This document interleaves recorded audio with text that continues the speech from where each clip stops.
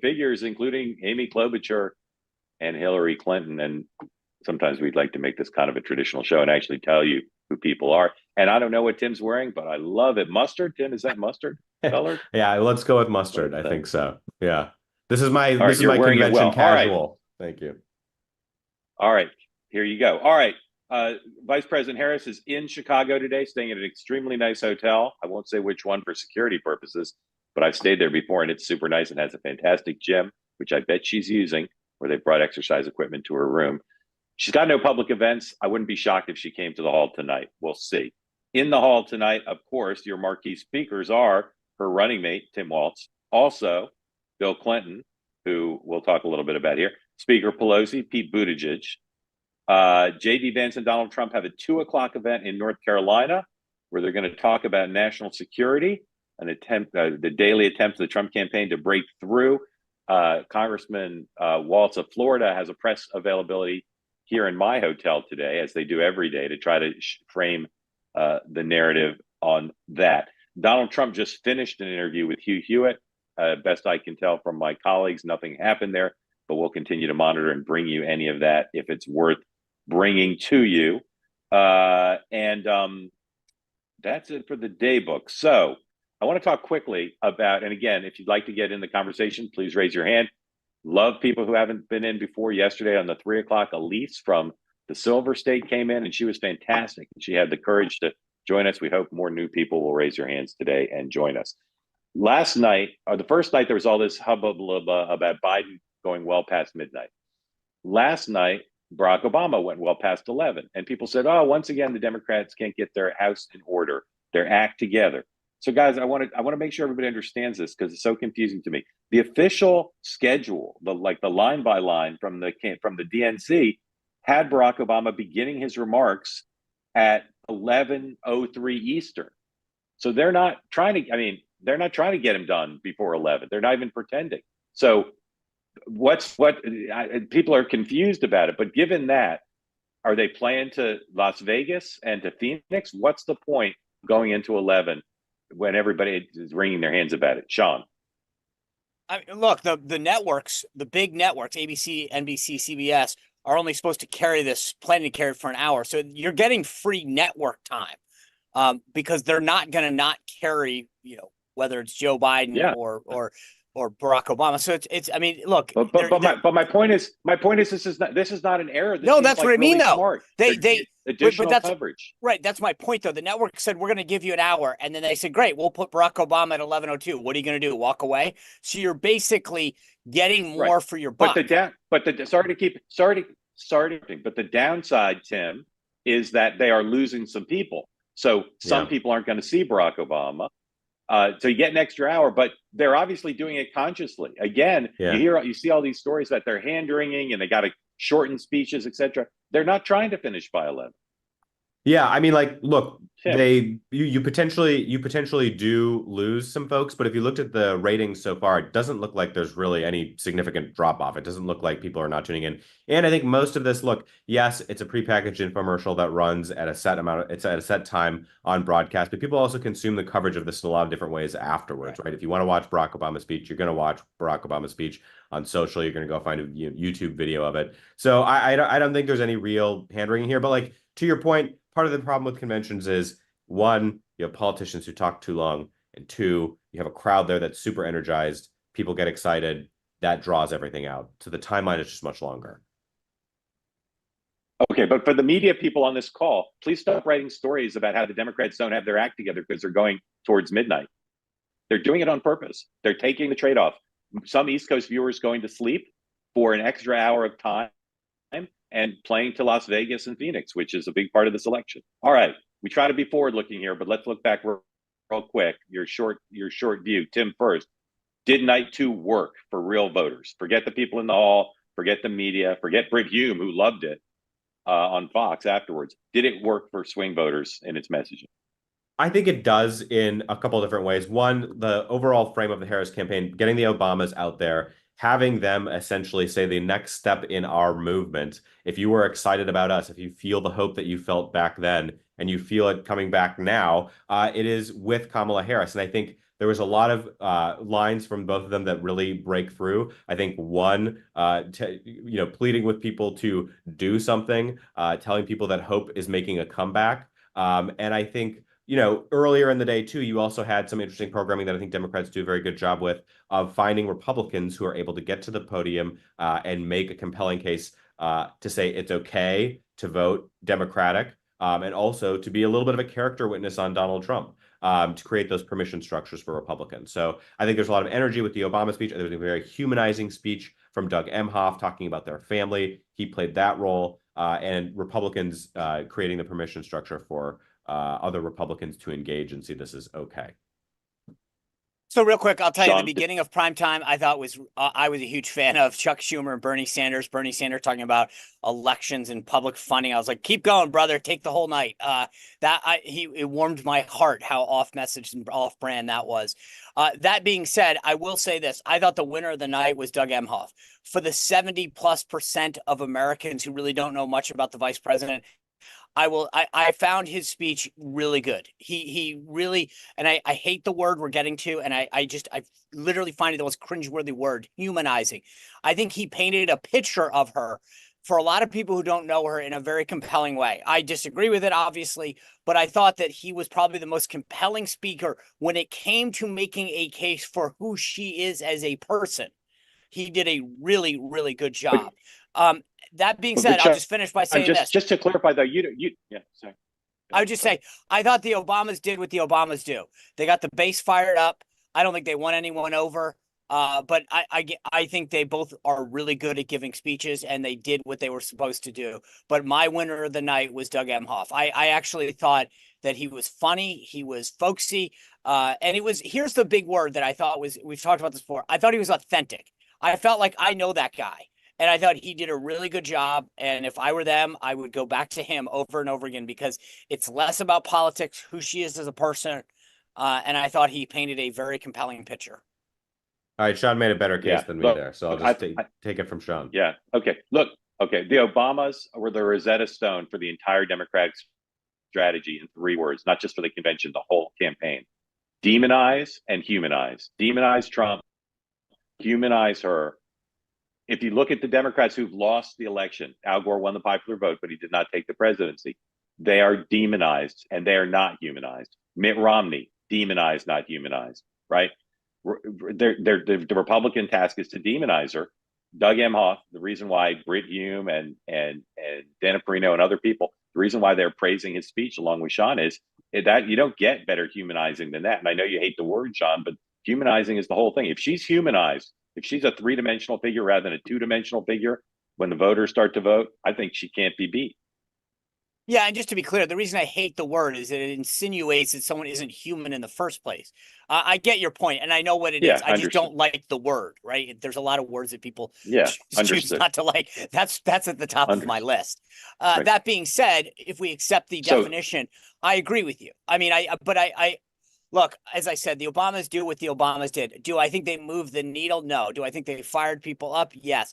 I will say this. The thing that was so interesting, and I was intrigued that the press picked this up, at least some of the political analysis type folks, this jab as if they're not in charge right now, I found so funny. Hope is about to come back. We're about to turn the corner. And I'm like, you're in charge. You literally are.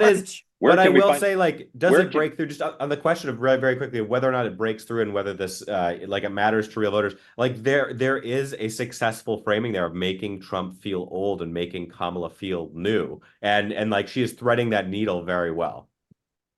Yeah. I did a poll overnight.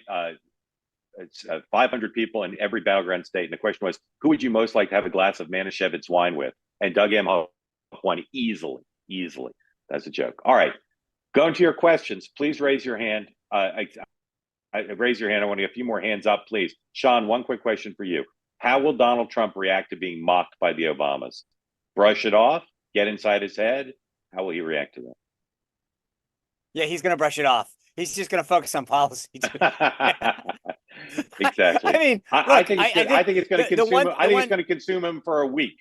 Well, I was going to say this, there was an analogy this morning that I saw that was pretty apt, which was, this was reminiscent of the White House Correspondents' Dinner.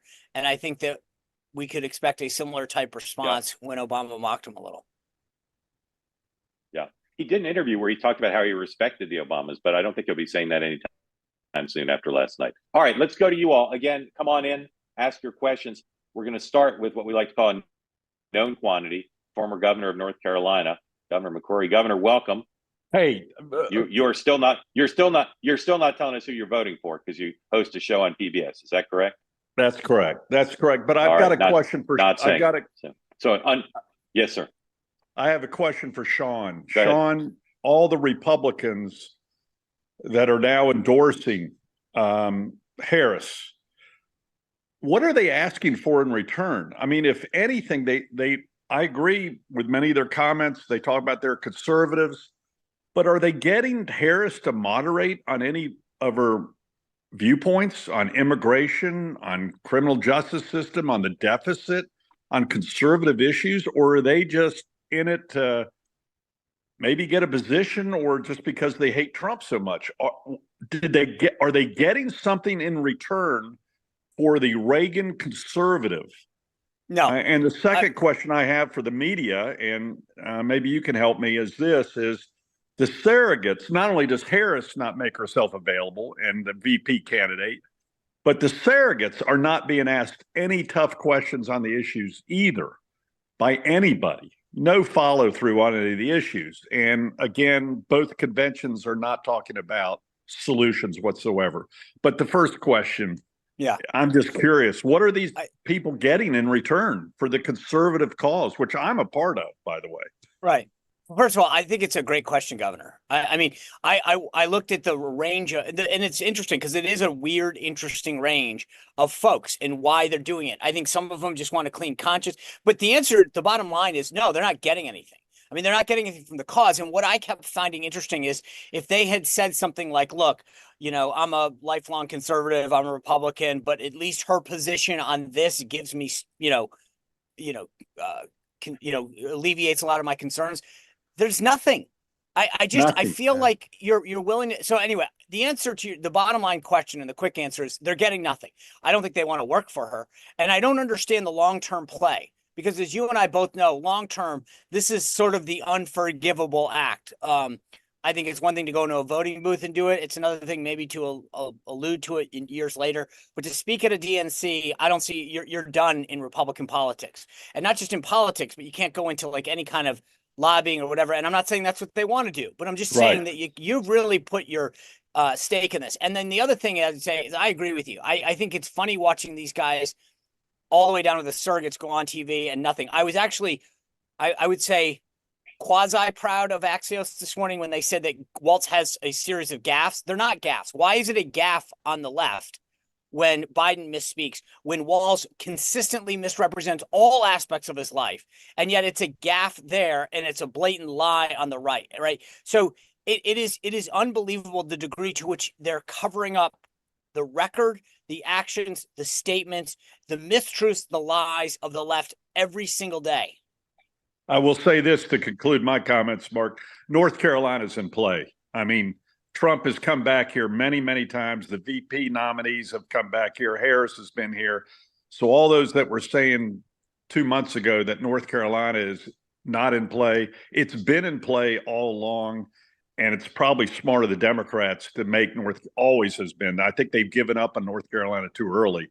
They did in a Senate race. And I think it's going to be very, very tight in North Carolina. And I think they're playing those odds at this point in time. And Trump knows it. He's back again today. I'd be curious. Governor, thank you. Yeah, Agreed. I mean, I think there are people in the Trump orbit and the Harris orbit who think it's her best state of the 4 Sun Belts. And I think you'll see her there a lot. And again, big change overnight now. Democrats have enough money to not have to make any hard choices in the battleground states. They can fully fund, get at the vote, advertising, staffing. I don't know that Trump has that same position. And so North Carolina, he may not be able to fully fund. They may have to take some risks. Amy, thank you for joining. Tell everybody again where you're from, who you're supporting, and what's on your mind.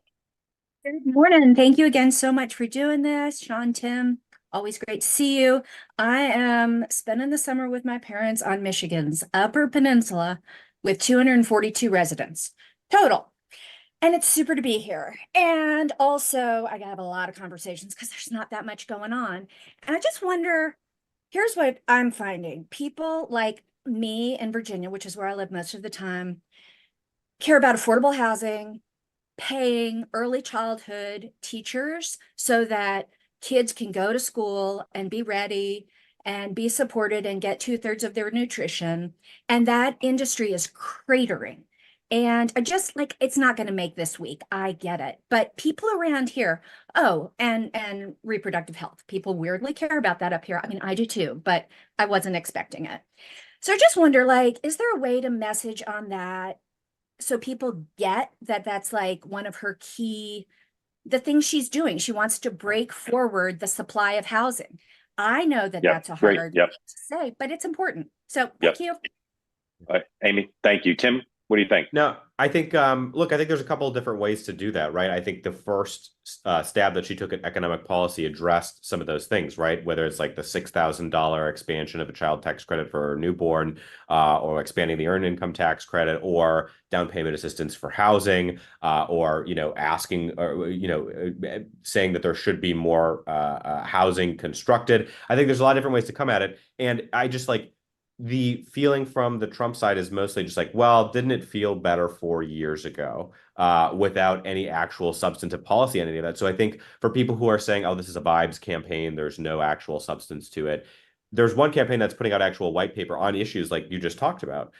So I think rollouts help do that messaging. And I think on reproductive rights, that's like front and center. We saw that at the DNC. That's going to be like, an issue that continues to get hammered home. I mean, honest to God, the Harris white paper is a cut and paste of the Trump Vance policy, whether it's tax on tips, the $5,000 per child tax credit. But I would just say to Amy, No, like, look, oh, hold on, and on the reproductive rights, I mean, maybe I'm missing something, but I think that has been front and center for the last 2 days. I'd be interested. Do you not see that coming through? Is that are they not doing it effectively, do you think? Or like I feel like that's definitely, it's been both emblazoned on the back. I've heard a lot of the speakers talk about it. Do you, as a voter, do you not see that coming through? I see it because I watch.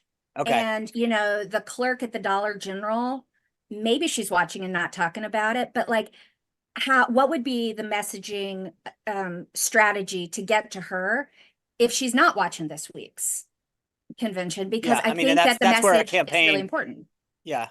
Yeah. So look, I think we've all talked about this. The bottom line is a convention is only going to reach so many people just in terms of their lifestyle, et cetera, and plus interest. As I walk down the street, it's funny, last night my wife and I were walking the dog and you could just see into people's houses.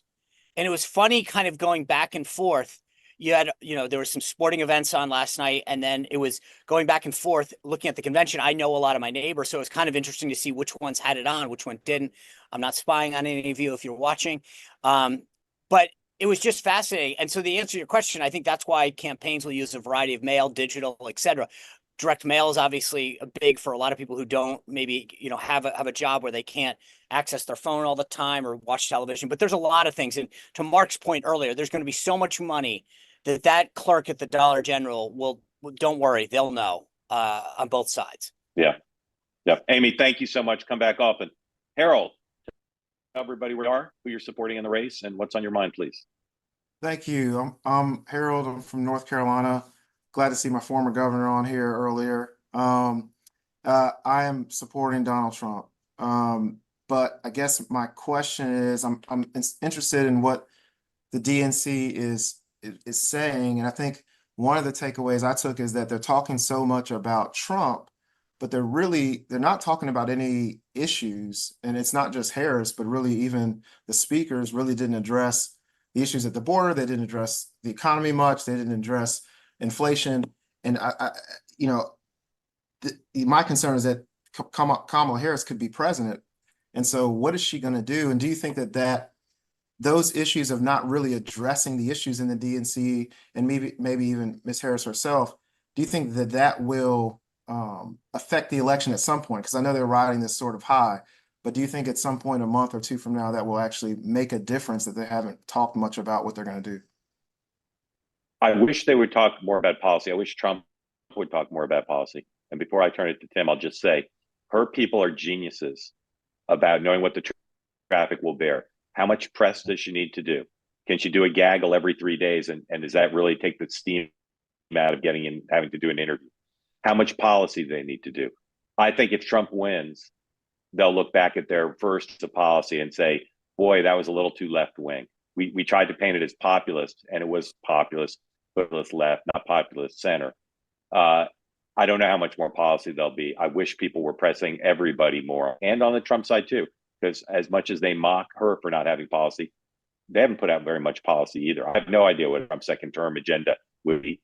And I, unlike most people, I don't rely on the Heritage Foundation to tell me. Tim. Yeah, I was going to say, wait, hold Mark, on, Mark, real quick.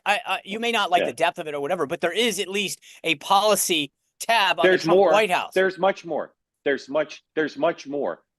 But I have no idea what he'd implement, because I saw all the things he talked about as a candidate in 2016, and he implemented some and not others. So Trump has much That's more, but Trump. he's also been at it a lot longer.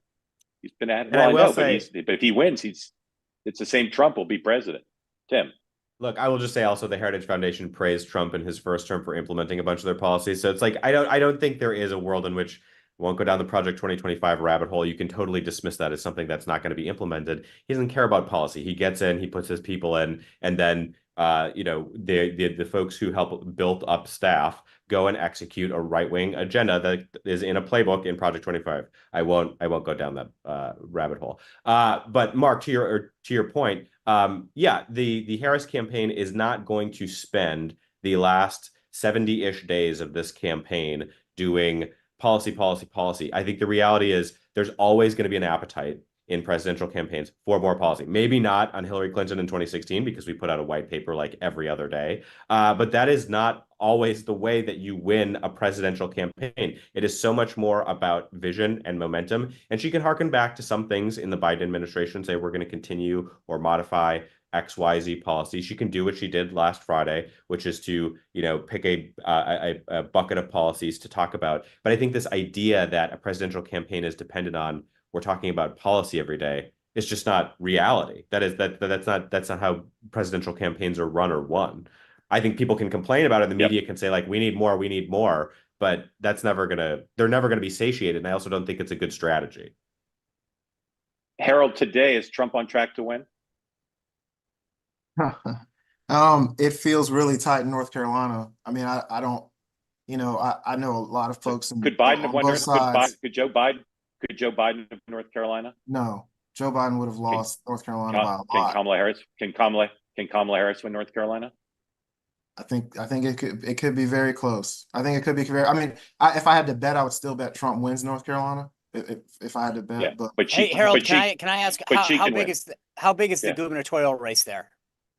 it is a big race. Right. I mean, I will tell you, I know Mark Robinson very well on the Republican side. So, but I think it's a different race than the presidential race. I mean, and our former Will Mark governor- Robinson help? Mark hurt Trump's chances of winning. No, I don't think he'll hurt. I don't think he'll hurt Trump's chances. You of know, will he help? The only chance Will he he help has, his chances of winning? I think the only chance he has is Trump doing well here. Right. That's the way I see it. Yeah. All right, I no think that's further right. questions. Harold, thank you. Come back regularly. Appreciate Yes, it, man. Thank you so much. All right, let's get Emil in here, please. Unmute. Remind everybody where you are.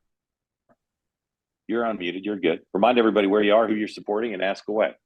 Well, thank you for the opportunity. And I really enjoy the show. I've been with you guys. I think I missed the first one or two, but then I caught up. And just to anticipate a question, I've been following you, Mark, since Game Changer, with your book, and I'm looking forward Thank to the you, next sir. book or books.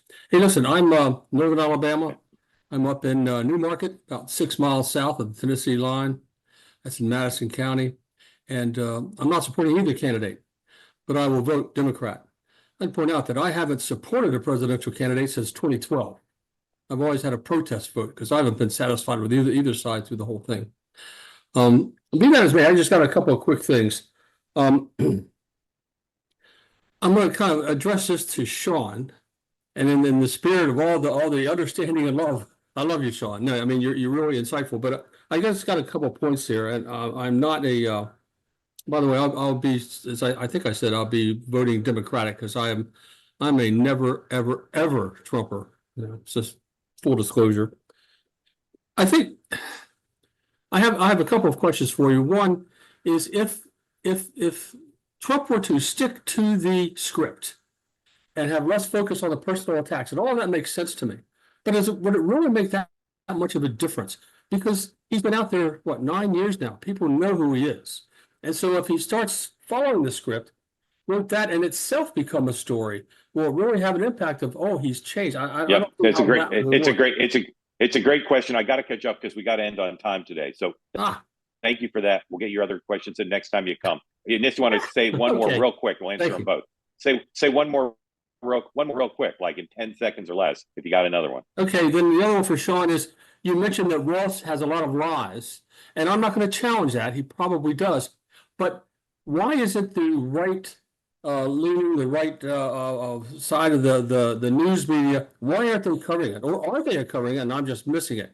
Why aren't they? Because even Okay. like we mentioned it, and I realize this Yep. is a Got it. forum, you're We not got getting it. specific. Yep. Okay, thank you. Thank you. Appreciate it. Thank you for joining. Sorry to interrupt you. We got to end on time. Sean, go ahead. Yeah, I would just say, Emerald, you're right. I mean, the point is Trump is Trump. He's not a politician. He's not traditional. He's authentic. And I think that's what people generally, why they gravitated him to the first place back in 2015. And so I agree with you. If he started giving teleprompter speeches and taking no questions, people would wonder what the heck's going on. It's the key is trying to figure out where that balance is. And I think we've talked about this on the call. Some great suggestions have come out. You saw him do another long form conversation podcast yesterday. Again, I think they're going in that direction. That's helpful. I think the media will always gravitate to that one-off comment that he makes, though, and that's what Greg Kelly talks about all the time. I think he's right on that. And then the last part, I apologize because this is what was the second, Mark? What was the second issue?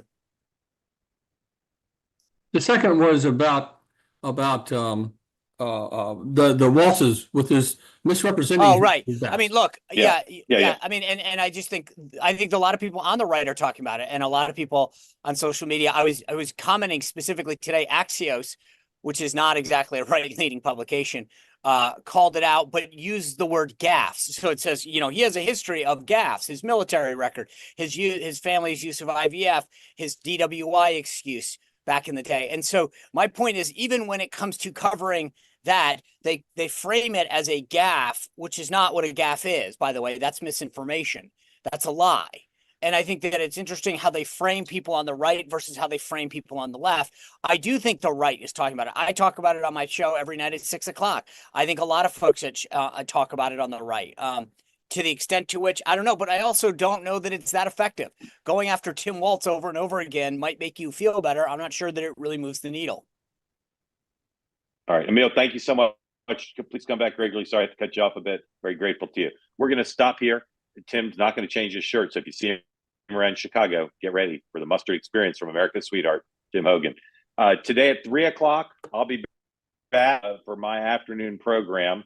But before that, the cast of the morning meeting will be appearing together as an ensemble on Megyn Kelly's show. So noon Eastern time, come in. If you can't get enough of Sean and Tim, this is your opportunity to see them in an entirely different environment. And Tim might actually have changed by then. I'll be back at 3:00. The three of us, same bad time, same bad channel, will be on again tomorrow, 9 a.m. and more on my show at 3:00. We're going to talk about polling, and we're going to show you a vintage Bill Clinton, Phil Donahue clip that will illustrate for you clearly why I always say about Bill Clinton, he can talk the owls down from the trees. Tim, Sean, until I see you on Megyn Kelly, I bid you adieu. Thanks, everybody, for tuning in.